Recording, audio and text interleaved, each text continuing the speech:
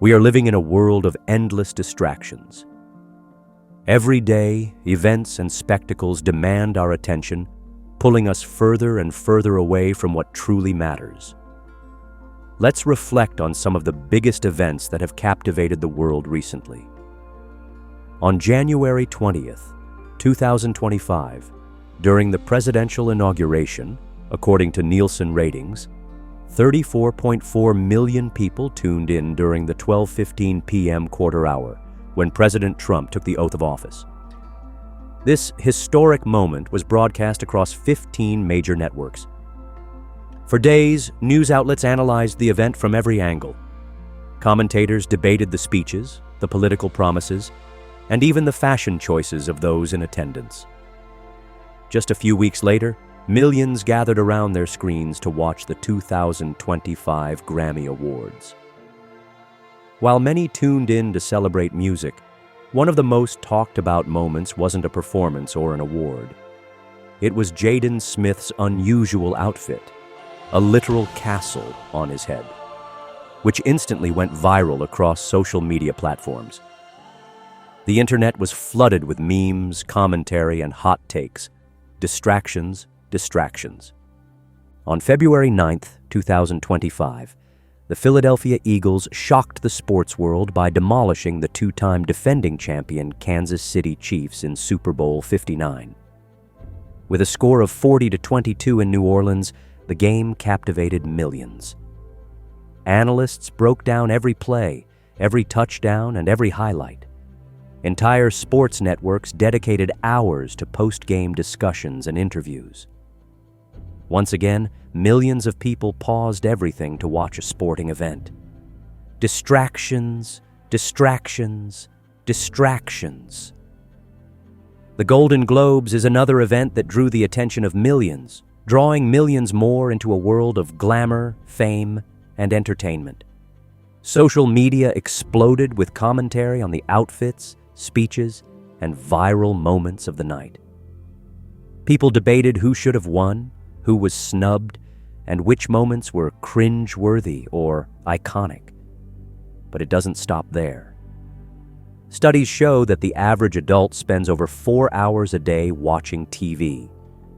Add to that time spent on streaming platforms like Netflix, Disney Plus, and YouTube, along with endless scrolling on social media, and you'll see that many people are devoting an alarming portion of their lives to entertainment and distraction. In fact, a recent study reported that the average person spends about 7 hours a day on digital devices. Let that sink in. Nearly a third of the day gone, consumed by screens. This is not just a modern problem, it's a spiritual one. Think about it. How much time do you spend each day engaging with God versus the time spent consuming entertainment? How much of your life is invested in eternal things compared to temporary, fleeting pleasures? The world is full of distractions, and they aren't just harmless entertainment. They consume our focus, our energy, and most importantly, our time we will never get back. We often fail to comprehend how precious time truly is until it's slipping through our fingers. Every second we waste is a second we can never reclaim, and with each passing moment, we edge closer to eternity. Yet millions are caught in an endless cycle of scrolling through social media, binge-watching shows, or obsessing over careers and material success. These distractions are not just stealing minutes, they're stealing souls. Time is the most valuable gift God has given us, and it's not promised to anyone. Every breath we take could be our last. The world deceives people into thinking they have all the time in the world to get right with God, but they don't. Death comes suddenly, and judgment follows. But what's even more tragic is that while people are absorbed in these temporary distractions, they fail to focus on the one relationship that matters the most, their relationship with God. Once this life ends, there are no second chances. How will you answer for the time you've spent? Jesus asked in Mark 8:36. What does it profit a man to gain the whole world and lose his own soul? Yet so many are chasing the world, filling their lives with entertainment, materialism, and noise, all while neglecting the most important thing: eternity. We live in a culture that encourages us to constantly be plugged in. Notifications, news alerts, and viral trends bombard us from every direction. Our phones, computers, and TVs have become digital idols, demanding our worship in the form of time and attention. But where does all this lead? It leads to spiritual emptiness. Just look at the madness of this generation. A young man wearing a literal castle on his head to an award show went viral. Think about that for a moment. Millions of people stopped what they were doing to focus on an outrageous outfit rather than anything of real significance. Social media erupted with memes, debates, and countless opinions as if this moment had any lasting value. This is the culture we live in, a world where absurdity and spectacle are elevated over substance. People are glued to their phones and devices, scrolling endlessly to consume the next bizarre trend or viral moment, wasting countless hours on things that hold no eternal importance. The enemy knows exactly what he's doing by feeding this madness. If he can keep people entertained, laughing, and arguing over trivialities, they won't have time to reflect on the condition of their souls. They won't seek God. They won't think about eternity. This isn't just cultural decay, it's spiritual warfare. The devil doesn't need people to worship him openly. He just needs to keep them distracted and spiritually numb. A world obsessed with fleeting nonsense is a world unprepared for the judgment that is coming. It's time to wake up and see through the madness. We live in a culture that encourages us to constantly be plugged in. Notifications, news alerts, and viral trends bombard us from every direction. Our phones, computers, and TVs have become digital idols, demanding our worship in the form of time and attention. But where does all this lead? It leads to spiritual emptiness. People find themselves anxious, depressed, and searching for meaning. Yet they never pause to consider that the true source of peace and purpose is found in Jesus Christ. Let us lay aside every weight. Distraction is a weight. It's as if the enemy has devised a master plan to keep us constantly distracted. The devil doesn't always need to attack us with obvious, blatant sin. Sometimes all he needs to do is keep us occupied, preoccupied, and endlessly busy. He knows that if he can flood our lives with distractions, we won't have the focus or energy to seek God. The devil is a master strategist, using even seemingly innocent things, social events, work pressures, entertainment, and endless responsibilities to burden us with the weight of distraction. Satan is the god of this world, and he is far more cunning and intelligent than you and I. This is not just some myth or metaphor. We are talking about a being who was once in the very presence of Almighty God, a being of immense power and wisdom before his fall. Satan, also known as Lucifer, has existed since the days of the Garden of Eden, and he has been watching and learning from every generation of human beings that has walked the earth. Over millennia, he has mastered the art of deception and distraction, shaping culture, entertainment, and even belief systems to turn people's hearts away from God. Today, we live in a generation that largely denies the reality of the devil. They scoff at the idea of a personal, evil being actively working in the world. But that is precisely one of Satan's greatest tactics, to make people ignore him altogether. He works behind the scenes, planting distractions everywhere, luring people to prioritize temporary pleasures and worldly success while neglecting the eternal destiny of their souls. His goal is not always to entice with blatant sin, but to keep people so preoccupied with the cares of this life that they never stop to think about their need for salvation.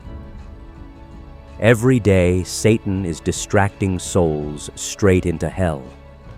He blinds them to the truth, just as 2 Corinthians 4:4 says, "The God of this world has blinded the minds of the unbelievers." It's time to recognize the battle at hand and fix our eyes on Jesus, the author and finisher of our faith.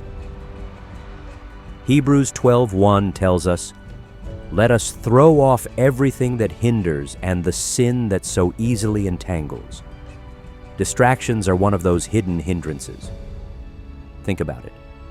How many hours do we waste chasing things that have no eternal value? How many moments do we let slip by without prayer, without opening God's Word, without building our relationship with Him? Meanwhile, the enemy smiles, knowing that we are too weighed down to run the race set before us. Distractions may not feel sinful, but their impact is just as dangerous. We must recognize distraction for what it is, a spiritual weight designed to slow us down, wear us out, and ultimately keep us from God. Now is the time to prioritize what truly matters and lay aside every weight, for time is short and the stakes are eternal. One of the most sobering truths is that every person on this earth has an expiration date. Life is a vapor, here one moment and gone the next. The writer of Hebrews reminds us, "It is appointed unto man once to die, and after that the judgment." Hebrews 9:27. No one knows when their time will come. Some may live to be 80 or 90 years old, while others may leave this world unexpectedly tomorrow. Yet despite this reality, people continue to live as though they have all the time in the world. Let me ask you, do you realize that one day you will stand before God? When that day comes, the only thing that will matter is your relationship with Jesus Christ. Not your job, not your bank account, not how many followers you had on social media. Only one question will matter. Did you know Him?